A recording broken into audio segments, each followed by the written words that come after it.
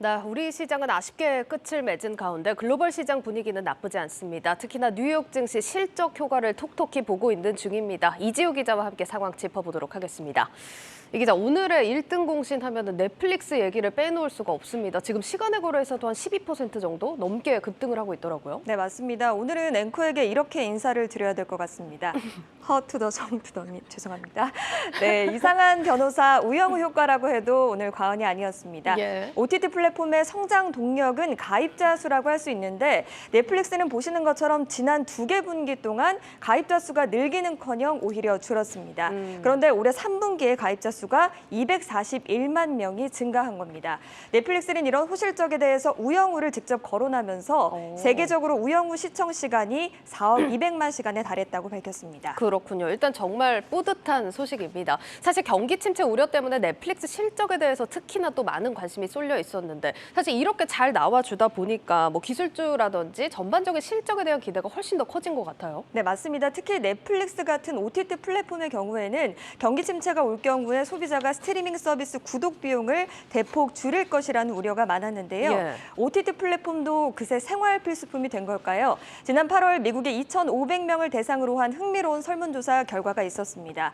미국 조사업체인 내셔널 리서치 그룹에 따르면 인플레이션과 그로 인한 경기 침체로 3명 가운데 2명이 지출을 줄이겠다고 밝혔습니다. 하지만 스트리밍 서비스 구독을 취소할 계획을 밝힌 사람은 4명 가운데 1명밖에 되지 않았는데요. 지출을 줄이되 스트리밍 서비스 구독을 취소하는 대신에 외식이나 식료품 소비를 줄이고 의류 구매를 덜 하겠다는 입장을 보인 겁니다.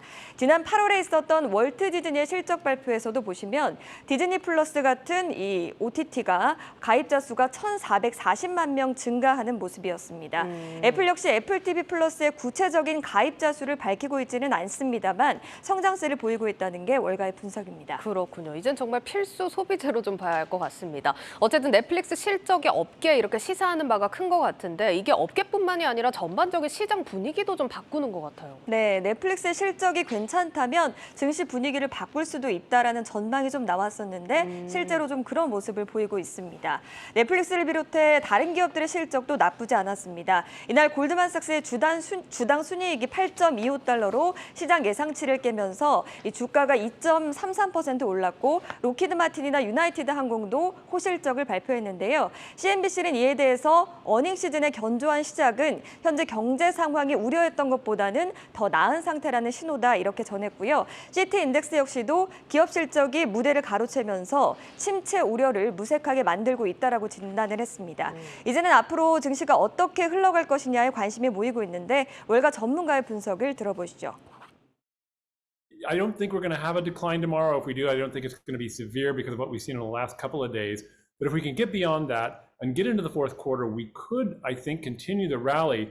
However, the major caveat is that ultimately, because of valuations, because of earnings pressure, because of inflation, because of higher interest rates, we think this will turn into a bear market rally. And we think 네, 역시 뭐 이런 상승세가 나와도 전문가들 시각은 보수적인 것 같습니다. 어쩔 수 없는 부분인 것 같고요. 지금의 상승세를 사실상의 약세장 랠리라고 본다는 건데 다른 전문가들 시각도 비슷합니까? 네, 맞습니다. 월가 전문가들의 분석을 좀 가져왔는데요. 일단 월가의 전설로 불리는 아트캐신 UBS 객장 담당 이사는 13일에 쇼커버링이 견고한 랠리를 위한 발판을 마련했다고 밝히면서요.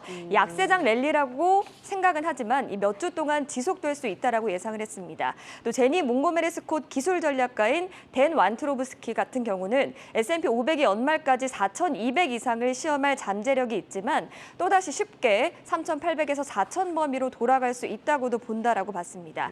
약세장 랠리는 강세장으로 진입하는 게 아니라 약세장 속에서의 일시적인 반등을 의미하기 때문에 주의가 필요하다는 얘기라고 분석을 할 수가 있겠습니다. 그러면은 이런 약세장 랠리가 이어질 거다. 이렇게 보는 이유는 뭘까요?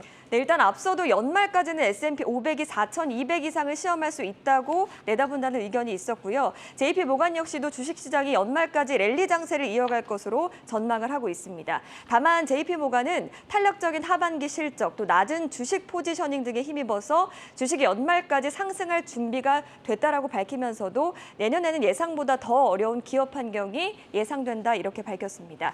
내년부터의 전망은 왜 이렇게 부정적일까요? 바로 본격적인 경기 침체가 내년부터 시작될 것으로 보기 때문입니다. 있습니다. 네. 데이비드 솔로몬 골드만삭스 CEO는 조심해야 될 때다라고 경고를 했는데요. 2023년으로 가고 있는 시점에서 신중해야 하고 또 이를 준비해야 한다고 하면서 인플레이션이 더 뿌리 깊게 자리 잡고 또 성장이 느려지는 환경은 자산 가치 측면에서 보면 매우 힘들 것이다 이렇게 설명을 했습니다. 네, 올 연말까지는 약세장 랠리 이어진다는 의견이지만 내년부터 경기 침체 본격화되는 만큼 대비는 해야 한다. 이렇게 의견을 정리해 보겠습니다. 자, 그러면 지금 같은 상황에서 투자자들 어떤 전략을 가져가야 될까요? 네, 매우 어려운 상황이죠. 예. 뱅크 오브 아메리카가 지난 7일부터 13일까지 글로벌 펀드 매니저 326명을 대상으로 조사한 결과 현금을 보유하는 비중이 6.3%로 2011년 4월 이후 가장 높은 수준이라고 하는데요. 마이클 산틀리 CNBC 주식평론가는 프로들은 방어적으로 웅크리고 있고 또 위험 자산에 투자를 덜하면서 현금을 늘리고 있다라고 분석을 했습니다. 아직까지 거시경제 상황이 불확실한 만큼 보수적이고 또 방어적인 투자 전략이 필요한 시점이라는 얘기입니다. 그래도 주목할 만한 종목은 재차 말씀드렸던 것처럼 실적 상승이 확실시되는 실적주 정도일 건데요. 현지 시간으로 19일에는 미국에서 P&G나 IBM 등의 실적이 발표돼 있으니까 잘 살피셔야겠습니다. 네, 잘 들었습니다. 고웨스트 이지우 기자였습니다.